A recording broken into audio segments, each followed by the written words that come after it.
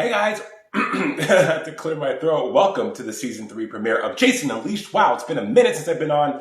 Let me move this pillow out of the way. Happy to be back with you guys. It's been a while. Hope everyone is well. Hope everyone is still celebrating from the incredible weekend we just had. Guys, today on my show I have an incredible guest. She is the winner of ALLSTARS Season 4 of Rupaul's Drag Race and a Season 9 top 4 queen. She is Trinity The Tuck, and she just stepped into the room, so let's get it going. Wow, she's on time. I love it. Let's do that. And for the Jason Unleashed Season 3 premiere. It's like my new dig. Trin! Hi. Hello. Wow. Yeah, you are in drag. You look amazing. Thank you. I want to move this back a little bit. Woo. Well, I know. Hey, HD. These phones are HD. They sure are. Hey, Trin. Welcome to the show. Welcome to Jason Unleashed. Good to see you. How you doing? I'm great. I'm super excited about Biden being the president-elect. So I'm in a great mood. My anxiety has started to calm down now. Right. Listen, this is an espresso. I've had 4 in the last 2 hours, and you should see how many I have this weekend. So I feel you. But with that said, yes, a lot of people are sharing your sentiment. I mean, the anxiety just on social media alone over the weekend, you could feel it. Like you could literally feel it. What have your fans been talking to you about in regards to the election? I think that my fans or my followers that are on my social media, they look to us as community leaders to give them information, because a lot of them don't want to watch the news, or they don't necessarily trust the news, and which I can understand. And so I've just tried to pull as much information as possible to give people information that they can check out for themselves. That's not just CNN and Fox News and MSNBC. Right. Everyone in the comments is echoing exactly what you're saying. They say, Trin, you look amazing. What is this outfit you are wearing? What are you up to today? Oh, I just was like, I'm going to go to the grocery store after this. So I was like, let me give you a little Tron fantasy. Tron. Yeah. The kids don't know about Tron, but I'm feeling it. Well, like I said, it's great to have you here. Let's talk about your platform, because as you said, you feel like you had a responsibility to educate your followers and your fans about what's going on. In 2020, of course, we've had a lot that has happened in regards to Black Lives Matter, in regards to our trans brothers and sisters. You have been one of the most vocal queens from the show that has completely pivoted from talking about drag and has completely talked about what's happening in our world. Why did you feel like you had to do that? And the backlash, why do you think that there was people who weren't here for that on your social media? First things first, if you are given a platform, you have to use it bigger than yourself. You cannot be selfish. It is so selfish to have tens of thousands, hundreds of thousands, millions of followers and not use your platform for social injustice and things that are happening in the world. It's irresponsible, and it's selfish. And I have always been outspoken about where I stand. With me, you always know where you stand. I'm not a beat around the bush kind of person. I'm not, I don't have an opinion on things. You know where you stand with me, no matter what. If you like it or not, you know. And I think that is one of the reasons why the fan base either loves me or they just do not like me. Because I think some of the fans that do not like me having an opinion, they want to see pretty pictures. They don't want to see beyond beyond drag. Sure. And Instagram is great for that. If you want pretty pictures, just look at my newsfeed. If you want my opinions, you go to my Twitter or my Instagram story. I'm going to give you where I stand, what I believe in, and the things that are important to me in the world that is happening. I think that's so refreshing.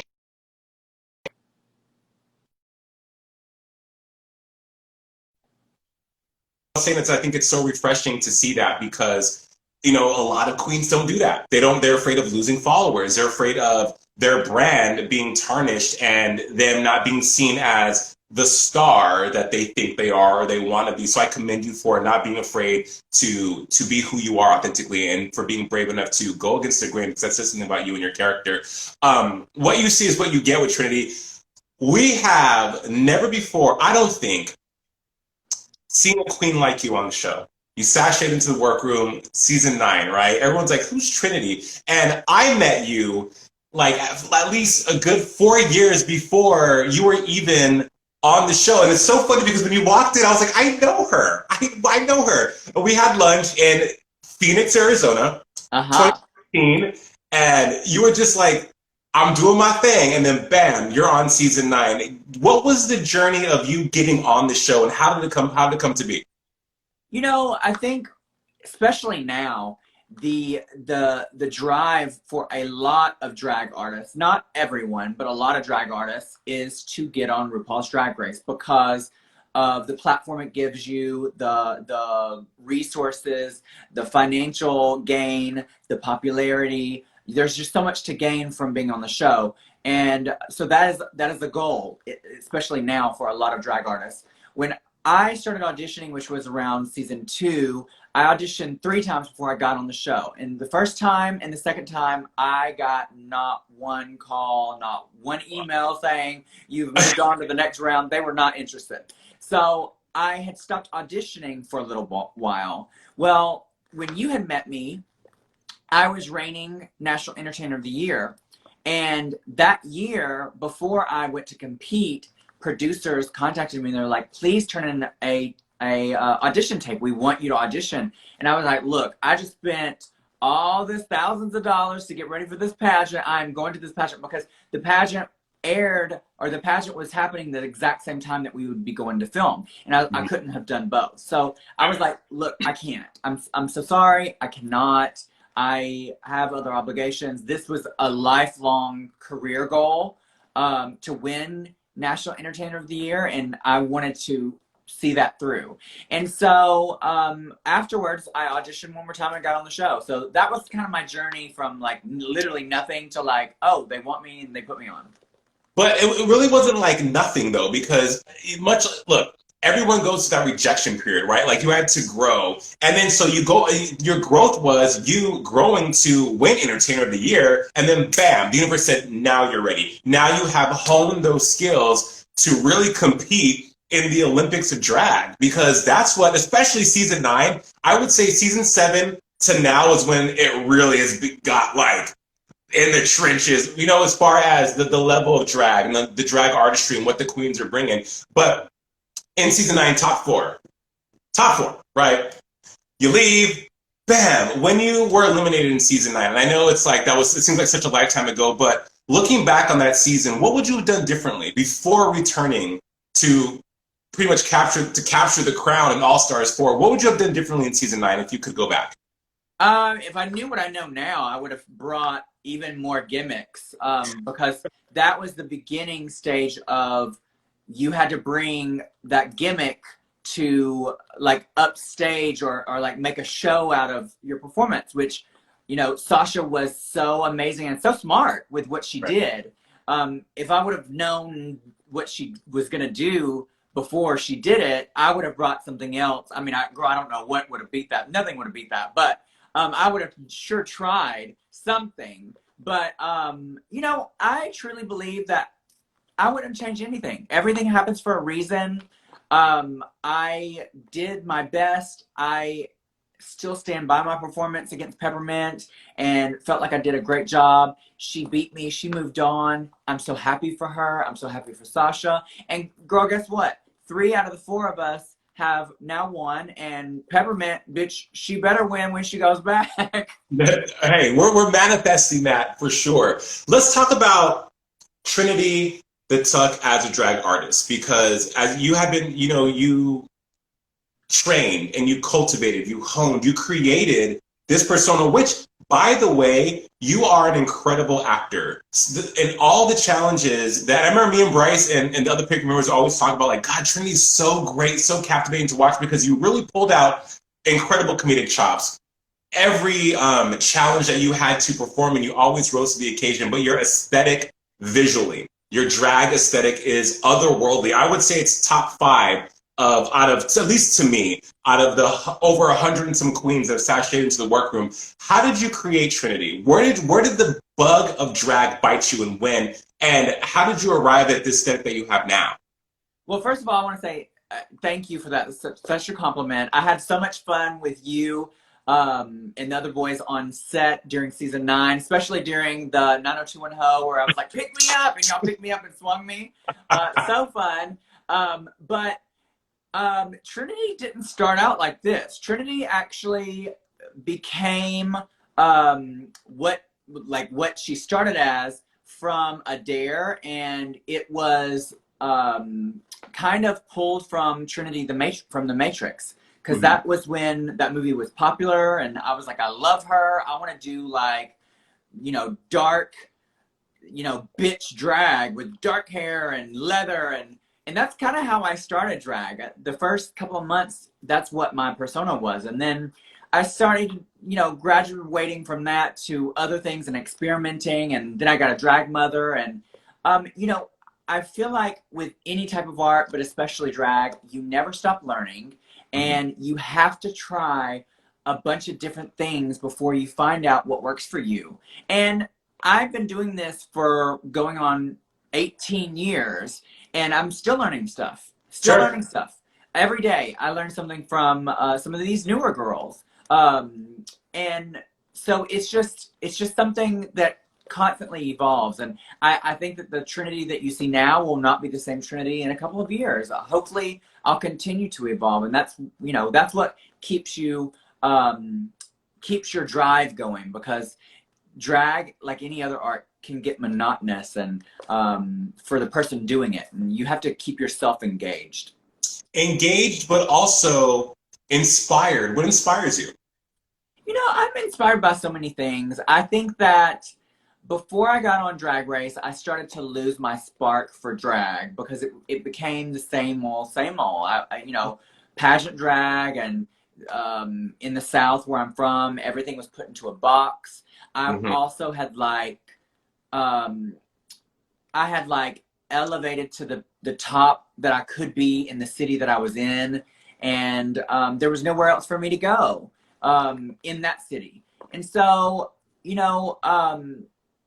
I moved from there, and then just evolved from where I am now. Yeah. That's cool. It's awesome.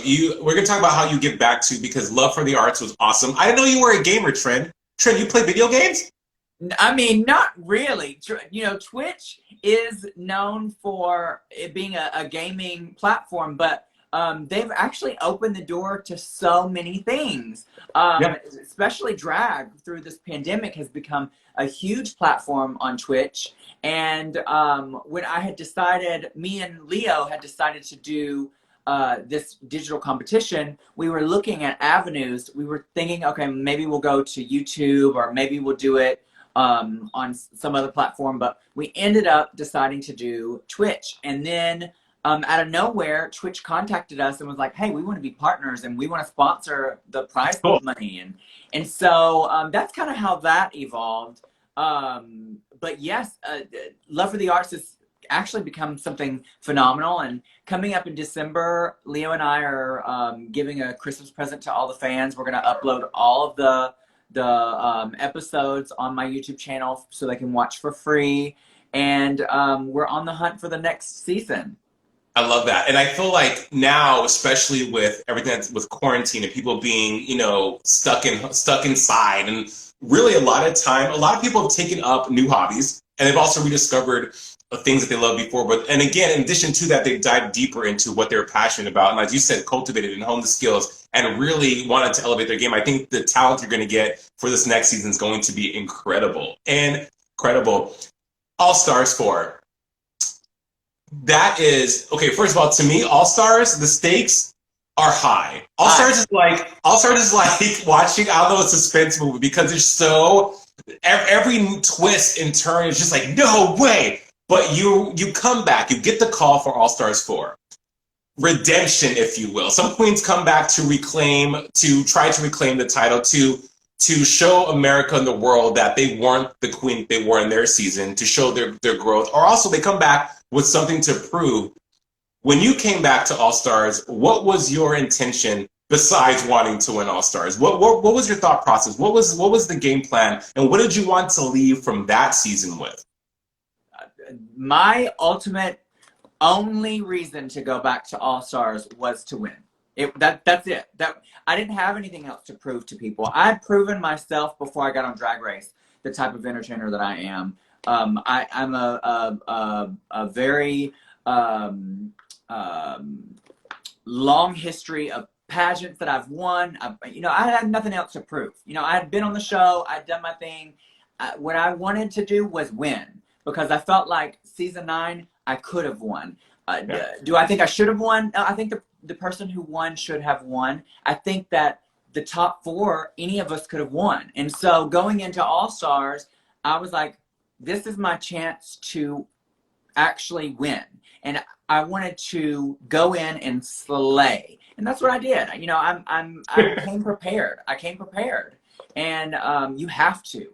You can't go back to All Stars saying, oh, I just want to show that I am a little bit better, I'm a little bit more polished. No, bitch. If you are not there to compete and you're not there to win, you're not going to do good, because the ones that end up going all the way are the ones that are competitive, they're prepared, and they want it. Right, and there's nothing wrong with that. There's nothing wrong with wanting it. There's nothing wrong with being confident, being prepared, coming with an artillery that makes sure that you obliterate and eviscerate the competition. Because the quote that one of the most famous catchphrases of Drag Race, it's not RuPaul's best friends race. You guys are brought here as All-Stars because you're the best of the best. And that season, All-Stars 4, was out of this world. By winning, though, you are now a part of drag history. You go down. You're a part of television history. How do you handle the fame? 1.3 million followers just on Instagram. Almost 100,000 followers on YouTube. And your Twitter, ridiculous. So much chatter. So many people with opinions, especially now, especially as vocal as you are about things. How do you handle that type of fame? Does it get to you sometimes? Of course it does. I think that I don't do drag. I didn't go on Drag Race for the fame. I went on Drag Race to better my situation and to accomplish other goals in my life that I couldn't do in the city that I was in without being on the show. And so I didn't do it for fame. And I still stand by that today. If you follow me, thank you so much. I'm very grateful to my fans who do support me and follow me. But that's not why I do Instagram. That's not why I do Twitter. That's not why I do drag. I do drag for me, and I do drag to entertain whoever would like to enjoy it. And if you follow me, thank you. If you don't, that's okay. I'm not here just for fame. I could take it or leave it. I'm not one of those that's like, I live in Orlando and I never, ever, ever go out. I'm a homebody. I'm here with my dogs. I binge watch TV shows. I love to travel, but I actually have a lot of social anxiety. So the fame part is definitely heavy. It's very heavy to deal with. Some girls do a great job where you don't see any emotion online. They just post their pictures and generic stuff on Twitter, and they're non-polarizing. They're just whatever. There. I'm just not like that. Yeah, they're there. I'm just not like that. I'm a real person, and you're gonna get a real emotions from me online. You're gonna get my real opinion online, and people either love it or they don't. Take it or leave it. So many people are celebrating you in the comments below. Trinity, they're like, oh my gosh, Trinity on AJ and the Queen was fun. This look, Trinity high from Brazil. I mean, people definitely appreciate that realness. That's one of the reasons why I reached out to you. One, because I was a huge fan of you on the show. And I swear we talked about you on both seasons for like forever. But because that realness is so refreshing and you don't see it a lot, especially with other queens. And I'm not to throw no shade to our drag sisters and drag race sisters and brothers, but it's the truth though, right? It's like you don't see that. It's all there, it's all visual, it's a business for them. Whereas for you, you absolutely want to connect. And I think you do an incredible job of connecting. So speaking of connecting, 2020 has been like this weird, out of control year. What's quarantine been like for you? How have you stayed busy? You know, this year has been awful. Not just for me, but for the whole entire world. So I've tried not to complain too much because, we're all in this boat together and we're all going through this together and we all have to support each other. And, I suffer from major anxiety and we have to just lean on each other. And sometimes I get, in terrible moods, and sometimes on my Twitter, I'm just like negative Nancy, but that's because I'm human. But, quarantine actually has given some gifts. It's given the gift of rest. Mm-hmm. It's given the gift of learning more about yourself. It's given the gift of being more creative and doing things for yourself. Like Leo and I have created so many amazing projects and art while in quarantine that we wouldn't have been able to do otherwise. Not saying that I'm grateful for the pandemic, but we made the best of a terrible situation and, produced some great stuff along the way. And I think that, we all, no matter who you are, no matter what you do for a hobby or a work, you have to take something that is terrible and do something positive with it, or it will consume you. Yeah. What you're speaking on is the silver linings, I think, of COVID that I've talked about with many people over the course of quarantine. It's just, finding out what you, reconnecting, we're talking about connection, reconnecting with what you may have not have had time to do before because we're always so go, go, go, go, right? We're always like hustling, you traveling the world, working, just life was happening. And so now we had a time to pause and be like, okay, let me reconnect with this, or let me reconnect with these people. So it's not that silver linings, they're COVID silver linings. That's what I call the silver linings of COVID. Music is something that a lot of drag queens get into. I call it the drag race trifecta. You have music video, album, merch. But this last year you gave us Plastic, which was the bomb. When are we getting the follow-up? And when are we going to get more trend music? Well, first of all, I want to say I am not a vocalist. I don't claim to be a vocalist. I do music for the pure fact of it's content, it's fun, and it's just something creative to do. I love doing music and music videos, and it is fun. I had such success with Plastic that I was not expecting, and so we're currently in the process of a whole new album, and it's going to be even better than the first one, and some really cool producers that I'm working with, and some great writers. It's just going to be really, really great. The music so far has really been fun. I've been writing a lot of it myself, and so it's going to be a really fun album. I'm going to wait to release it till after there's some more normalcy, hopefully next year sometime, but some big things happening with that. You're writing, first of all, thank you for giving, was that an exclusive? Did you just give me an exclusive? Have you been talking about this album to other people, Trin? Or did I just Not really. I haven't talked about it really.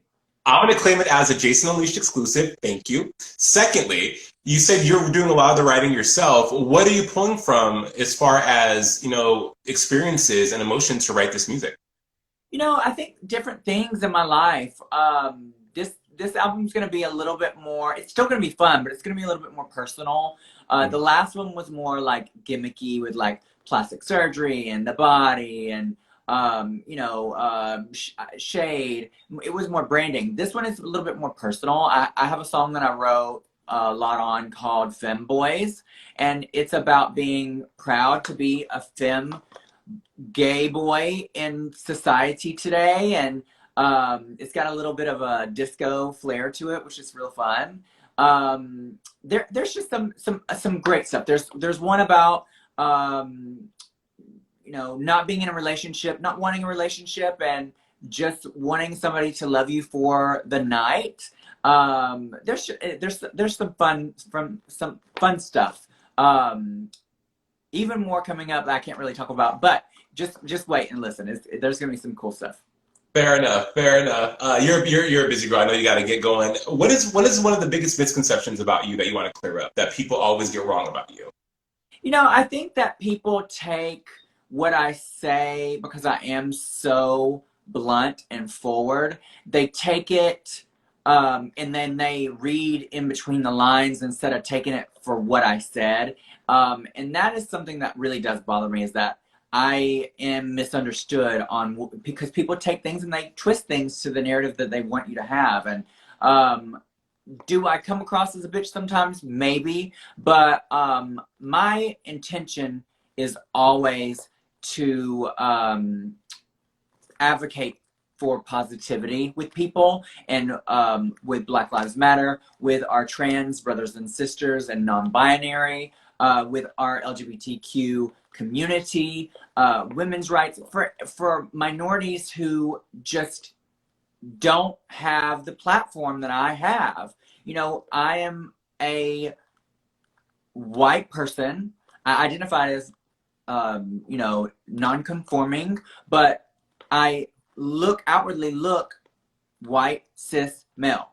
And so that affords me a lot of privilege. And so I try to use my platform for good. I try to use it for to advocate for voices that need to be heard even more. And I think the biggest misconception is that that I'm just a bitch, and because I block a lot of people. But I am a bitch. I'm okay with that. But at the same time, I'm also a person who wants change. I want positivity. I want people to love each other. And I think we can get there. I think that we are getting there. I think I see change in this world. I see change in this country. I see so many people coming together to fight for equality for everyone.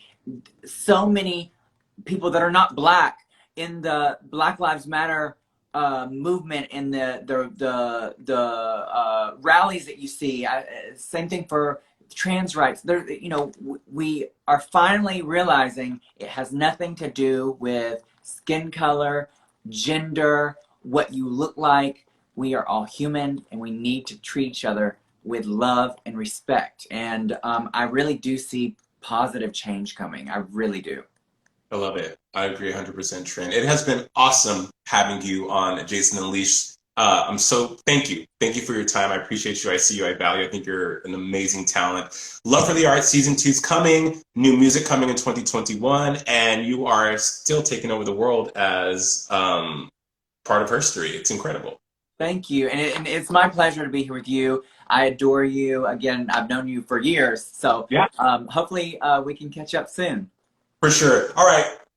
You go and do whatever you're going to do in this incredible outfit, your Tron outfit, and we will talk to you soon. And thanks for coming on. Mwah. Bye. Bye.